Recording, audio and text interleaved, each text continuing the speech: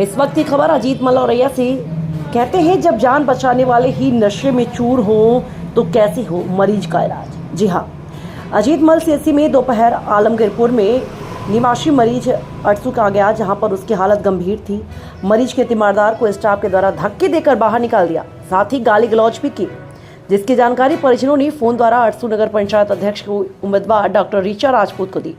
जब डॉक्टर ऋचा राजपूत और जिला पंचायत अध्यक्ष कमल दोहरे मौके पर पहुंचे तो सीएचसी पर मौजूद कर्मचारियों के द्वारा जिला पंचायत अध्यक्ष से भी अभद्रता करने लगे, जिस पर जिला पंचायत अध्यक्ष कमल दोहरे, जो कि दलित समाज से आते हैं, उनको भी गाली गलौज करने लगे। साथ ही अटसू नगर पंचायत अध्यक्ष पद की महिला प्रत्याशी डॉक्टर ऋचा राजपूत की एक ना सुनी। जब इन सभी के द्वारा सीएमओ को फोन करके बात की और बेचारे गरीब मरीज को इलाज मिल सका।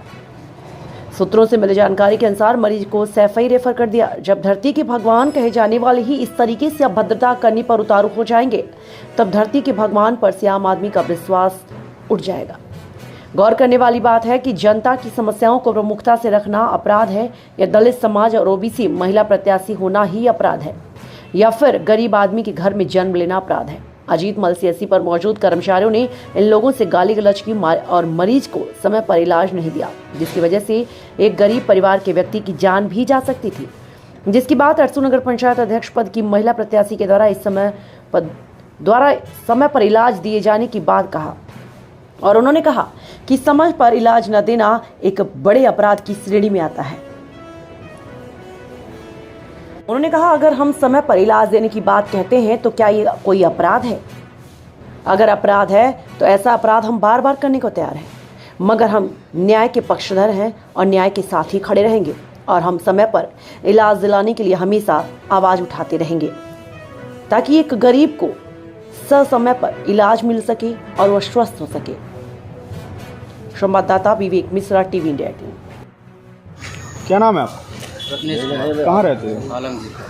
क्या घटना होगी इस पर? अरे वो घर में आपसी में मियाँ बीवी में थोड़ी बहुत हो गई थी, तो उसमें फांसी जो कुछ मतलब लगा लिया, उसको लेके आए अस्पताल में। तो यहाँ देखा कोई ना डॉक्टर था ना कुछ भी था, कोई सुनवाई नहीं हो रही थी। फिर मैंने ऋचा मैडम को, और अंदर गए तो उन लोगों ने धक्का मार के बाहर निकाल दिया। फिर ऋचा मैम को फ़ोन लगाया, वो आई, तब हमारा 1 घंटे बाद लगभग में ट्रीटमेंट किया गया। जब उन्होंने फ़ोन ऑन किया इधर उधर, तब ट्रीटमेंट चालू हुआ। धक्का किसने मार दिया? जो वहाँ पे कंपाउंडर है और वो डॉक्टर है, मुझे पता नहीं है क्या नाम है, और उन्होंने ही धक्का मारा था।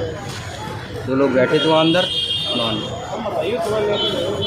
जो एक मैन डॉक्टर टोपी लगा रखा था, उसने भी ऐसे ही बाहर निकलो सबको निकाल दिया।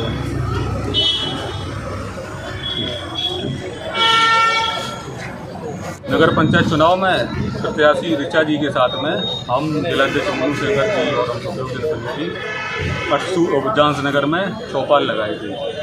तो आलमगीरपुर अटसू का मोहल्ला पड़ता है, वहाँ पर एक लड़के ने सुसाइड करने की कोशिश की, तो वो घरवाले सब लेके यहाँ पहुँचे। जब यहाँ पर वो लोग घरवाले आए तो डॉक्टरों ने, ये लोग तो पहले उपस्थित ही नहीं थे, एक जो फार्मासिस्ट थे कोई, एक तो सब सिविल ड्रेस में थे, टी-शर्ट पहने, लोअर पहने, समझ में नहीं आ रहा था डॉक्टर। तो जब घरवाले अंदर गए तो उनको धक्का मार के, महिला थी तो उनको बाहर निकाल दिया, वो गिर गई।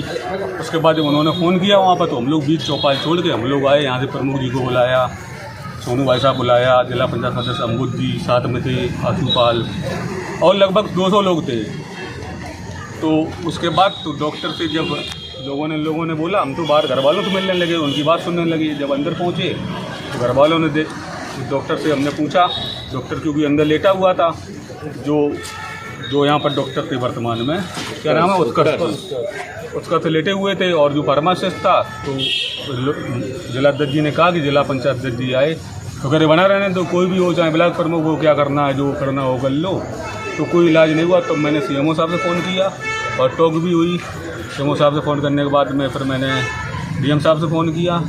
सीओ साहब को मैंने ही बताया, हमने सोचा शायद कुछ बवाल ना हो, क्योंकि हम लोग सत्ता पक्ष के हैं तो बवाल करने का मतलब ही नहीं बनता। उसके बाद लगभग में 4:51 पे ट्रीटमेंट स्टार्ट हुआ जब सीएमओ साहब पहुंचने वाली थी। अब फिर क्या हुआ, फिर ऐसे लोगों को तो सीएमओ साहब ने कहा ऐसे लोगों को सस्पेंड होना चाहिए, कार्रवाई उनके खिलाफ। पहले तो चलो ठीक है, बोला कार्रवाई कर रहे। अब सीएमओ ने भी मनगढ़ंत कहानी बना दी लोगों के साथ। अब वो एक प्रत्यारोपित लगा रहे हैं कि हम लोगों में किसी ने मतलब उनके ऊपर हाथ छोड़ दिया डॉक्टर के ऊपर, जो बिल्कुल गलत है। क्योंकि अंदर सिर्फ 4 ही लोग थे, हम थे, ऋचा राजपूत जी थी, जिलाध्यक्ष थे, तो मोनू सेंगर जी, और बाकी बाहर कमरे में पब्लिक थी। और क्योंकि वो पेशेंट तो लेटे हुआ था जो मरने की स्थिति में था।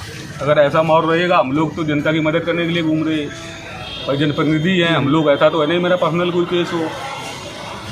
बस तो स्वास्थ्य सेवाएं जो आपने देखी आज यहाँ पे, स्वास्थ्य सेवाएं तो अधिकारियों को आपने बताया, उच्च अधिकारी सीएमओ हैं, सीएमओ खुद ही भ्रष्ट हैं, तो स्वास्थ्य सेवाएं क्या देंगी। सीएमओ खुद ही दलाली का अड्डा बना रखा है, सबसे कहीं ना कहीं हर हॉस्पिटल से चंदा जाता है उनका। ऐसी यहाँ पे स्थिति है जिले में हॉस्पिटलों की। तो सीएमओ के साथ साथ जो यहाँ पे, तो उसके बाद अधीक्षक आया, जो अधीक्षक ड्यूटी पे था, जो घर था, अधीक्षक आके डॉक्टरों को भड़का के इस टाइप की अपनी बात कह रहे हैं कि उनको लगे जनप्रतिनिधि